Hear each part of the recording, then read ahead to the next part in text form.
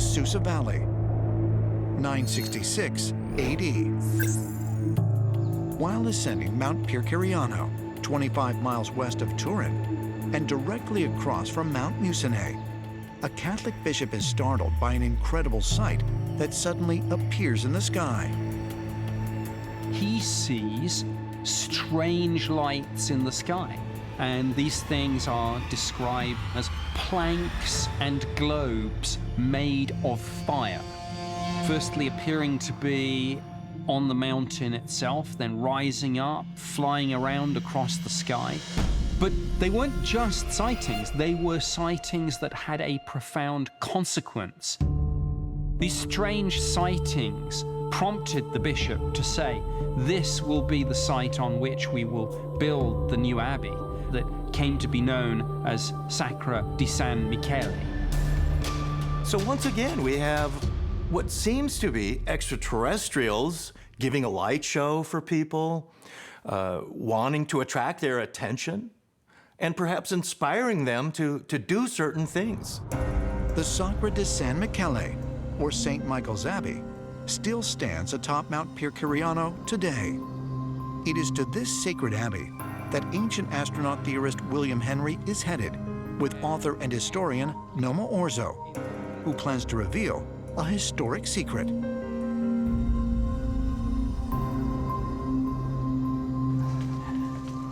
Wow. Oh my gosh, look at this. Yes. Wow. Susa Valley. Wow, wow, wow. Look. That's incredible. In that direction, straight in front of us, we have the Mount Musine. Musone. Yeah. It's like Musone and the Sacra are twin peaks. Yes. Incredible. Imagine that the two mountains are like a gate to enter into the Susa Valley. The valley was in the past the place where a very ancient city exists. And in this place, where the Sacra was built, we have some other interesting phenomenon connected to energy and the story of this valley. And this place is very interesting because it's part of a line, a straight line that from Ireland to the other side of the world create 7 different spots with 7 churches. They're all dedicated to the Archangel Michael. According to ancient stories, in this area of the St. Michael line, the energy line, or ley line, that many believe runs straight through Italy, a highly advanced civilization existed thousands of years ago. A civilization that began when the god Phaeton came down from the sky in his fiery chariot. The local accounts of Phaeton not only connect this figure with the ancient Greeks, but also the ancient Egyptians. And some ancient astronaut theorists suggest that as a bringer of technology, Phaeton could be the same extraterrestrial being that was known in Egypt as Ptah. Their names are very similar, Ptah and Phaeton. The legend says that Phaeton founded Turin in honor of the Apis bull. Turin, or Torino, is called the city of the bull. Now, this is very interesting because in ancient Egypt, where the reverence for the Apis bull originated, we're told that the Apis bull, or Apis bull, was actually the Egyptian god of technology, Ptah, incarnate. Ptah was the Egyptian god of smithcraft and alchemy. So we have to ask the question, is Musine a place that was known in the ancient world where the secrets of alchemy were ultimately going to be stored or could be accessed? There seems to be a very important connection between the cosmic knowledge of metallurgy, which was brought to Earth by the gods, and some kind of energy present at Mount Musine. If extraterrestrials' knowledge of metallurgy and alchemy was used to create a technologically advanced ancient city around Mount Musone, where did it go? In the 1st century BC, Rome conquered the area's original inhabitants and established Augusta Taurinorum, the colony that eventually became Turin. All traces of the people and city that came before it seem to have vanished. So the Roman Empire came here and said, we're going to take your knowledge and secrets, we're going to weaponize. Yeah, of course.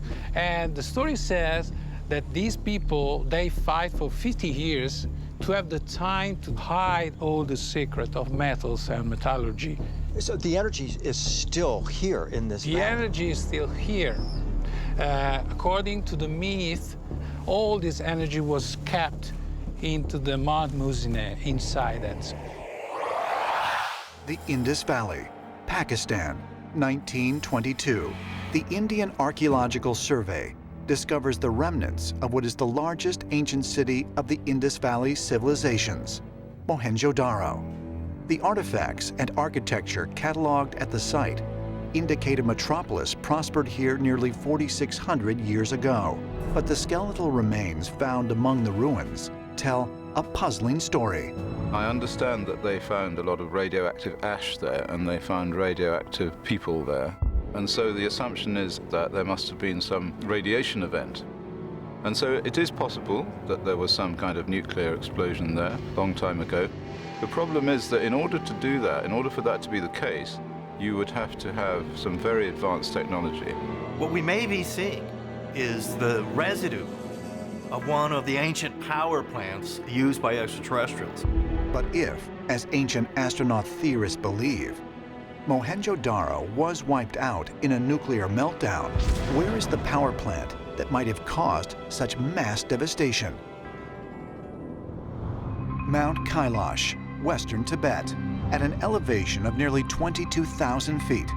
This mountain is one of the most distinctive peaks in the world. This is a very interesting shape for a mountain. It is cone-shaped from one side and pyramid-shaped from another. And this is precisely the shape we see elsewhere in ancient Sumeria, ancient Egypt, various other ancient civilizations, whereby this pyramid-shaped object really is said to have some form of power, some kind of connection with the deity. In the Eastern world, Mount Kailash is regarded as the spiritual center of the universe and the birthplace of 4 of the world's religions: Hinduism, Buddhism, Jainism, and Taoism.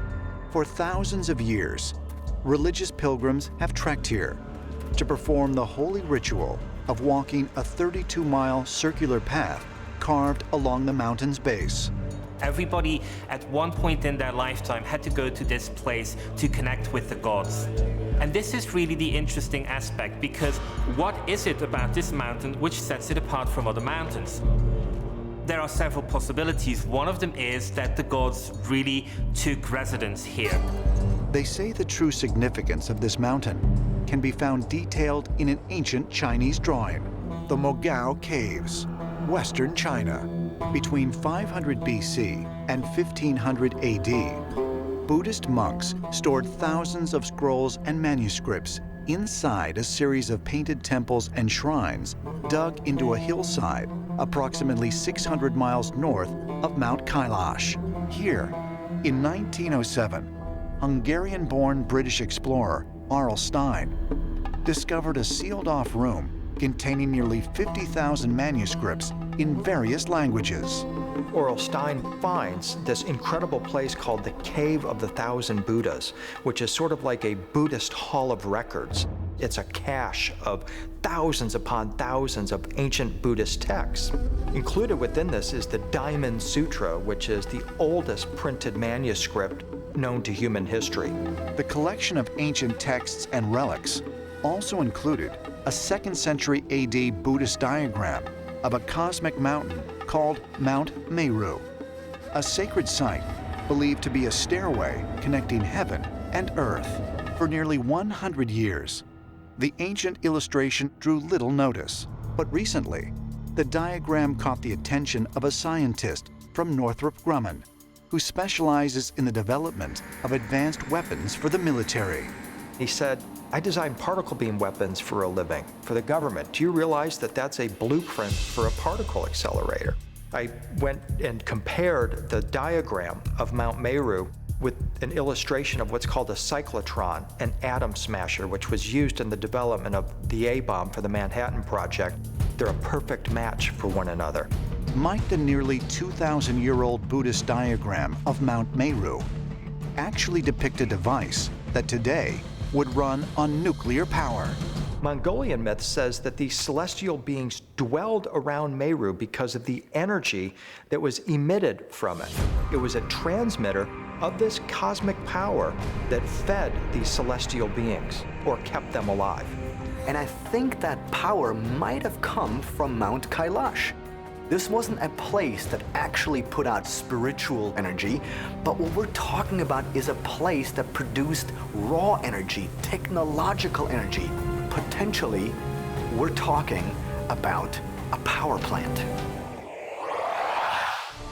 Mount Olympus, Greece. Rising over 9,500 feet, this sacred mountain is the second tallest in the Balkan Peninsula. According to ancient myth, it was also the chosen home of immortal deities known as the Olympians. Mount Olympus hides a particularly mysterious abode where the gods live in perfect immortal repose for all of their existence. Even nowadays, clouds gather around the top of it. That's where it is assumed that the abode of the gods was, up in the clouds that you weren't able to see. Mount Olympus was viewed as sacred by the ancient Greeks, and the city of Dion, located at the foot of the mountain, became a major center of pilgrimage and religious worship in the 5th century BC. Dion was at the base of Mount Olympus, and it was believed to be a power spot. 4th century BC, Alexander the Great came to Dion before launching off on his vast conquest of Asia. There is something about this place, something very important related to the mountain. The Greeks were fascinated by Mount Olympus, and they believed that real people, real gods, were living up there. When they saw lightning flashes, storm clouds, and when there were natural disasters, they believed the gods were angry. The Olympians were huge sky beings who descended on Earth and had a headquarters at Mount Olympus. They interacted with humans, and the ancients believed that they were real beings. For many years, historians believed that the Greek stories were complete myth. But then in 1870, the German archaeologist Heinrich Schliemann discovered Troy. Similarly, we have the story of the oracle at Delphi and the god Apollo speaking through the oracle. Archaeologists have now found the exact spot where the oracle at Delphi sat. So now we know that some of the Greek stories are genuine. So is it possible that the stories of the Olympians are also true? It's possible that they were actually extraterrestrial beings who came here to influence humankind.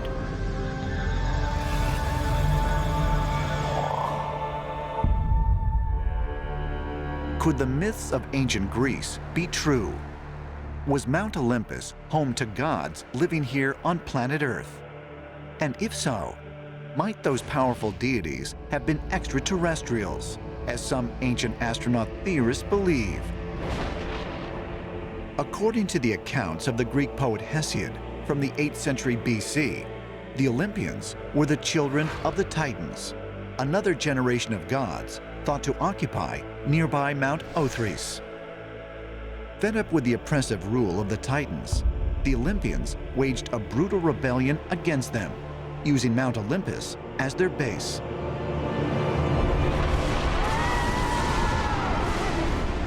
The command was done from the mountains, and the battle took place on the plains between the mountains. And the battle went on and on. The Olympians prevailed, finally capturing the Titans. Whenever we have references to Mount Olympus, it is described to be this magnificent palace.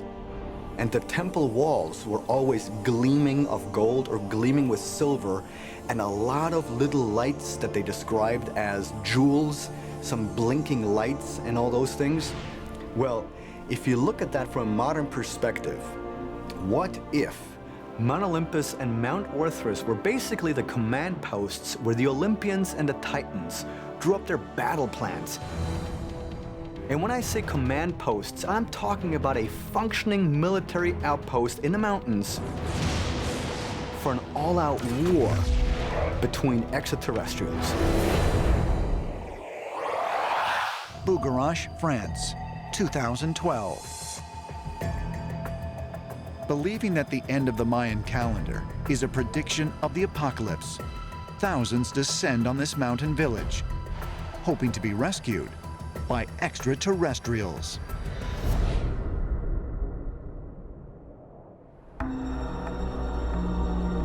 Bugarache has been known as a holy mountain since time immemorial in this part of France.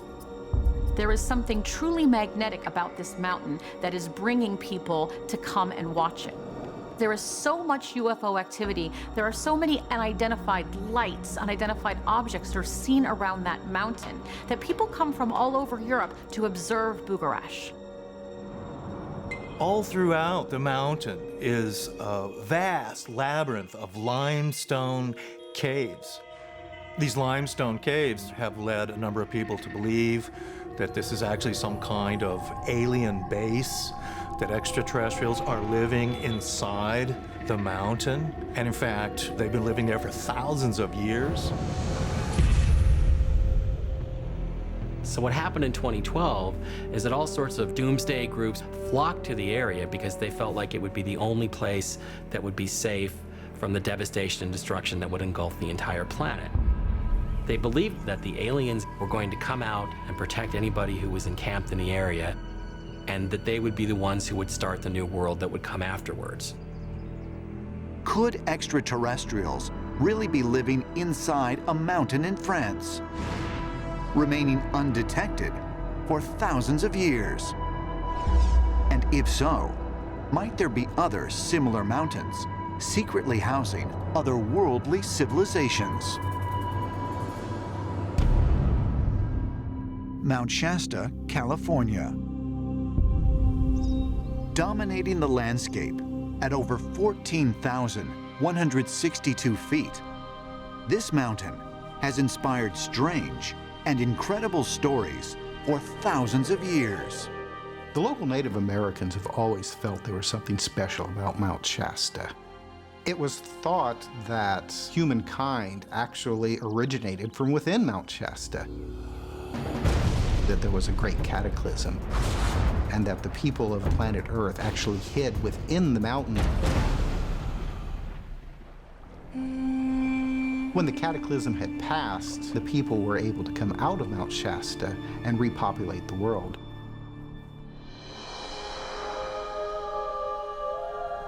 A book came out in the 1890s proposing the idea that there was a culture that lived within subterranean chambers in Mount Shasta.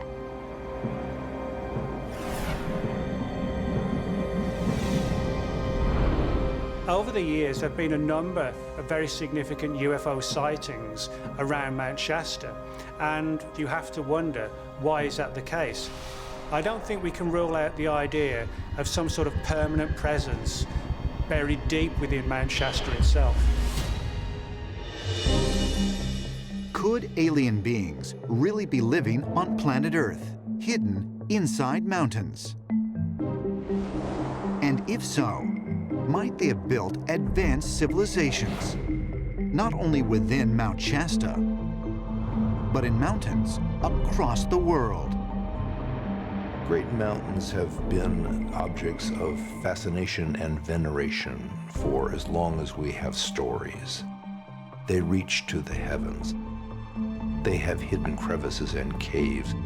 They are also dangerous, so we have the severity issues of life and death. So in every corner of the planet, there have been special and sacred mountains. Throughout the world, we find myths and legends of sacred mountains that are not only landing places or places where the gods or star beings descended, but also places that became their sanctuary. And humans have been almost magnetically attracted to these places since the beginning of recorded history. So it's entirely possible that the extraterrestrials set up space bases and mountains all over the world That way they could watch humanity, help guide us, and if necessary, intervene again in human affairs as they had done in the past. And perhaps this is why we're drawn to mountains. We instinctively know that the extraterrestrial gods are there and always have been.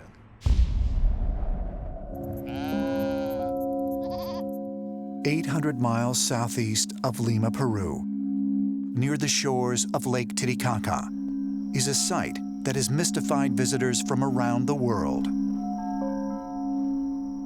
Oh, wow. Shamans still come to perform rituals and offer prayers at the rock wall on this high plateau, Changing frequencies. as they have done for generation after generation.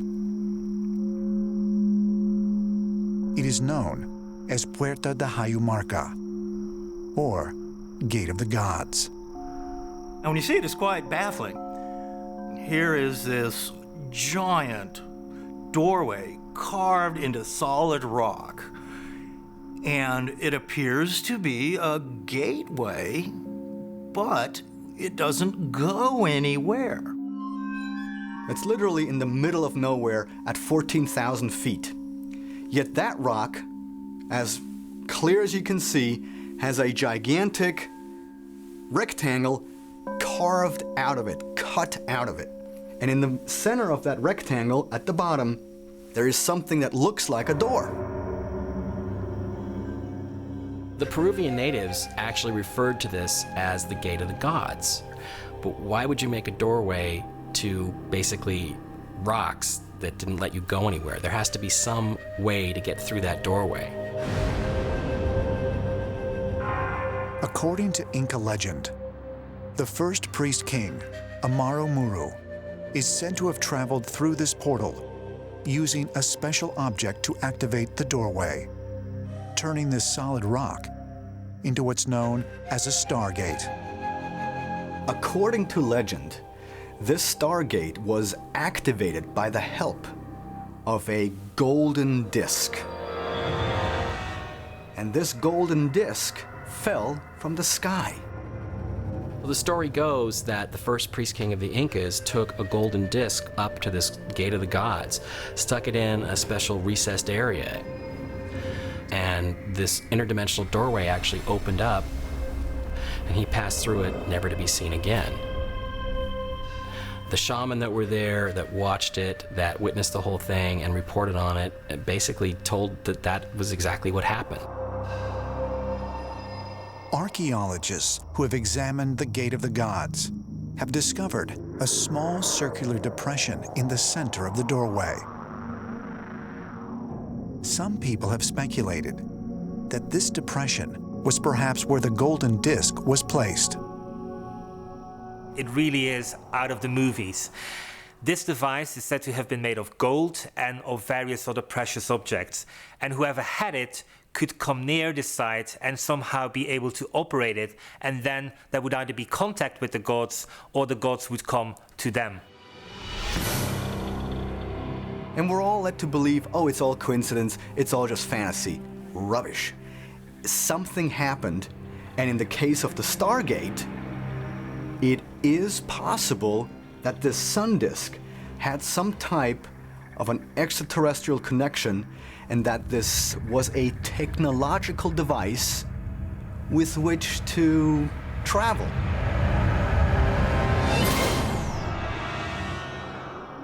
And that may mean physically taking a person and taking them into another hidden dimension and taking them back. Or it may mean traveling between Earth, going through that Stargate and going to another place somewhere in the universe.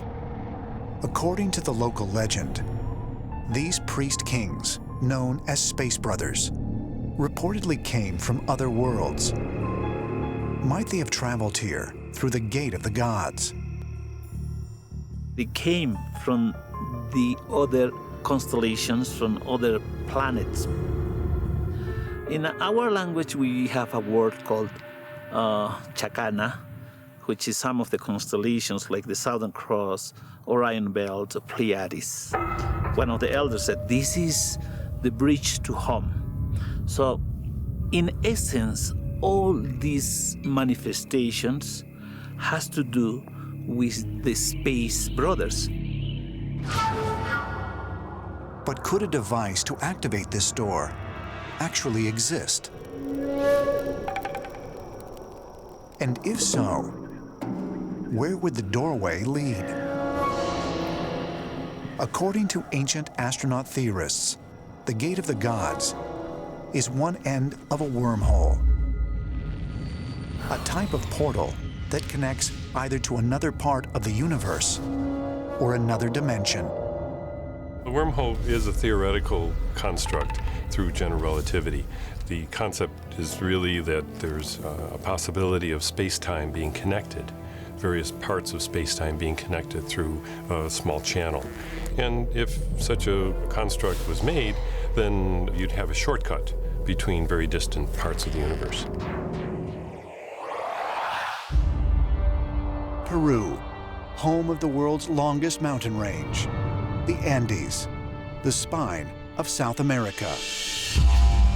Here, in a high river valley, among peaks towering over 20,000 feet, the Inca established their capital city of Cusco, which thrived for over 300 years,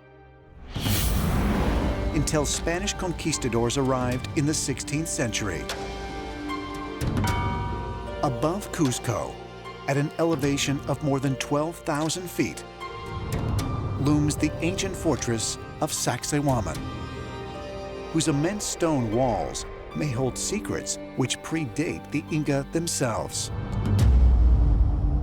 My feeling, very strong feeling, is that we're looking at a two-phase construction site in many of the so-called Inca stone monuments, and that the Inca structures sit on top of much more ancient rock-cut structures and megalithic structures that we just don't know who built them. And this actually fits with the Inca's own view. Like many Inca sites, Sacsayhuaman features astonishing stonework, but not all of it credited to the Inca. According to conventional archaeology, the Quilque culture built the older sections of the site approximately 1,000 years ago. But the Inca themselves believed the site was constructed by an earlier unnamed race of people, led by a powerful god who descended from the skies. Throughout time, there has been witness to a god named Viracocha that visited the South American people and blessed them and gave them all types of technology. And some of his physical characteristics make him stand out from the indigenous population because he was a very tall, pale-skinned, white-haired being. But did this god Viracocha actually exist? Could he have been, as ancient astronaut theorists suggest, a visitor from an alien world? If so, it might help to explain just how the ancient site was constructed. This rock weighs about 20 tons. This is minuscule compared to many of the rocks at Sacsayhuaman. Today we have heavy machinery to move such stones, but in the ancient times, especially the Inca, they would have used massive human workforces working for massive amounts of time. A rule of thumb is it takes about 10 to 20 men to move a 1-ton rock. So when you're talking hundreds of tons, you're talking thousands of men. What we see is a culture who have got the technology to quarry giant blocks of stone, move them to the site where they want to build, and then to stack and cut and articulate these massive blocks into, in some cases, almost indestructible structure. Talk about granite, you're talking about a composition of feldspar, mica, and quartz. So you need diamond to actually braid it or cut it. We would use diamond today to cut granite. Those are the kind of discoveries that lead one to question whether they were really using the tools in the ancient toolbox or whether there was something else at work. shaman Jorge Delgado has spent most of his life studying the mysterious structures of Peru, many built prior to the rise of the Inca Empire. It's amazing, all the weight of the stones. You know, it's difficult, definitely, for any human to move, even in groups. And the other aspect is how it's put together. In some stones, we will see still now there is like some marks that it seems that it was dissolved. The walls are put together with blocks of stone weighing 50 or 100 tons, cut and shaped like the pieces of a jigsaw puzzle so that they lock together so tightly that you can't even get a sheet of paper between them. There are signs in many of these stones that show very large amounts of thermal heat have been applied to mold the stones in such a way that they fit perfectly. And so it really does raise a lot of questions. If you look at the style the Sacsayhuaman wall was built, the blocks look as if they've been molded like putty. If you can mold stone into place, then all of a sudden, as crazy as this sounds, it makes more sense because there is no mortar that has been used. In 1912, an excavation of Lake Guatavita was led by British engineer Hartley Knowles. Knowles reported that he had recovered around $20,000 worth of treasure, including golden artifacts. But he also believed much more lay beneath the hardened lake bed. Could Knowles' find be evidence that the story of the Muisca chief is based on truth? If so, just who or what was the so-called god who dwelled at the bottom of the lake? A number of researchers have suggested that ancient aliens have come to Earth primarily to mine gold. Zechariah Sitchin suggested that these extraterrestrials needed gold to suspend in their atmosphere and preserve their planet. Is gold something that's really important to space exploration and to astronomy? Well, it actually is very important, and the reason why is because gold is an inert material. It doesn't react with anything. The other thing that's very important about it is that it is a wonderful conductor of electricity. And last but not least is the fact that gold is a perfect reflector of infrared energy. You can use gold blankets to protect spacecraft against the intense heat of a star or any sort of heat source. Gold is a very rare and valuable element throughout the universe. Aliens coming to Earth searching for gold. Could such a thing be possible? According to ancient astronaut theorists, it is not only possible, but they claim the proof exists in the numerous texts and legends of the ancient world, like that of the legendary Incan city of Paititi, thought to be located near the southeastern area of Peru. The conquistadors became obsessed with finding this mysterious city of gold that they heard was in the jungles of eastern Peru somewhere. They called it Paititi, the Golden City.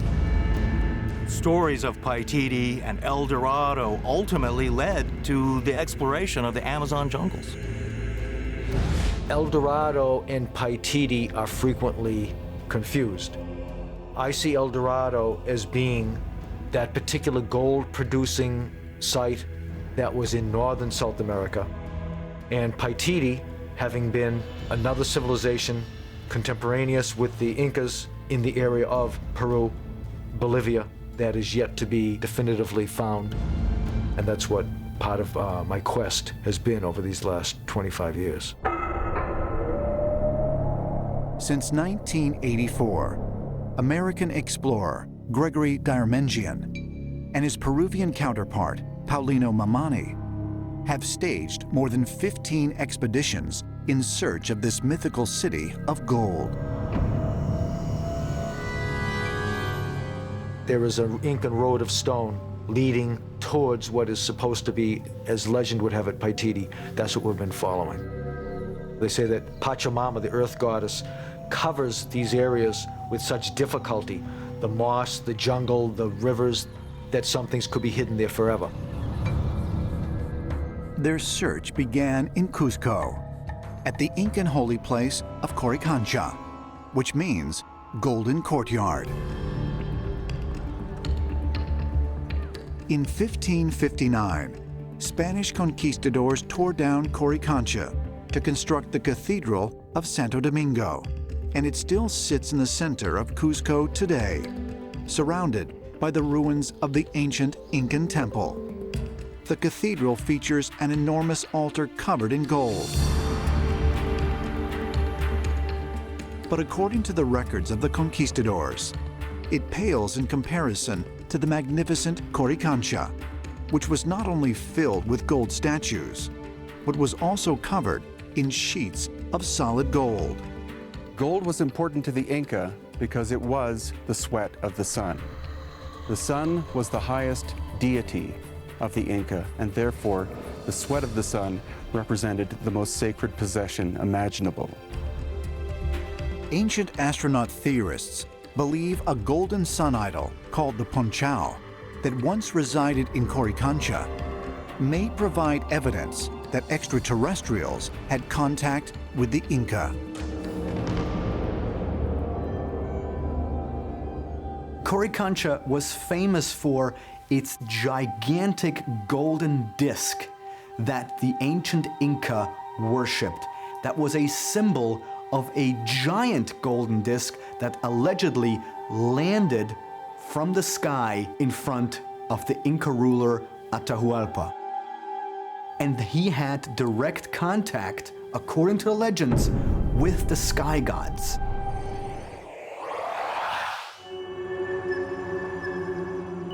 High up in the mountains of Peru, 850 miles north of the Gate of the Gods, is a breathtaking 2-mile-long plateau. Another area of reported high magnetic energy. For centuries, it has been considered a powerful sacred place among the Incan people. It's called Marawasi. Marawasi is a very beautiful region in Peru. Marawasi is said to have had very bizarre energy. People go there and they experience bizarre energy patterns. The local people say it is a place of the wizards and gods and genies of old, and they treat it with a great deal of veneration. When people go there, they report a special kind of frequency and energy, a euphoria, in fact. Most geologists consider the many stone formations on the plateau to be naturally formed, born of millions of years of erosion and other natural processes. But is there more here than first meets the eye? Some consider Marawasi to be a massive sculpture garden, filled with carvings left behind by an ancient civilization. This is a region whereby stones are not just stones. What we have here is almost like a Disneyland of the gods. The question then is this a purely natural phenomenon, or is this something more? Could this be not just a collection of rocks, but a sanctuary of stone monuments made by people tens or even hundreds of thousands of years ago? Researcher Daniel Russo was the first to make this claim in 1952. Daniel Russo was shown a photograph of a huge, colossal stone head up in the high mountains above Lima. And he made an expedition there just to see this stone head. But he was astonished to find that on this tiny mesa were hundreds of carved stones.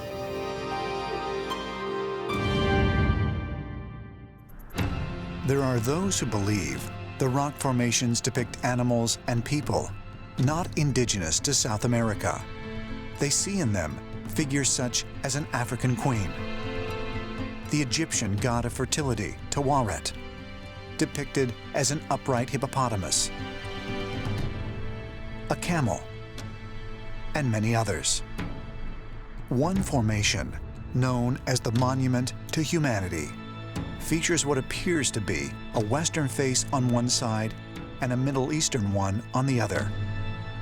Is it really possible that so many formations, which appear to depict figures from around the world, could coincidentally be found on a single plateau? Or if they are man-made, who may have carved them? The local legends say that it is a place of the ancient giant gods, that the gods created this. In fact, when the Spanish chroniclers came to Peru and investigated the ancient shamanic religions of Peru, they told a story of Viracocha, the creator god, who arrived in the guise of a man to walk and inspect his lands. And he had given them different orders, and there were some rebel nations that were not doing what they were supposed to do, and he promptly turned them to stone. The name Marawasi provides a clue to its origins and mystery. The word itself predates the Incan Empire. Marawasi scholar and researcher Daniel Russo believed the name meant two-story house and referred to the strange complex of buildings located on the site.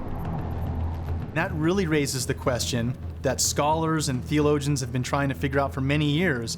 Is there an Atlantean or some lost civilization? So Marawasi puts that question back on the map.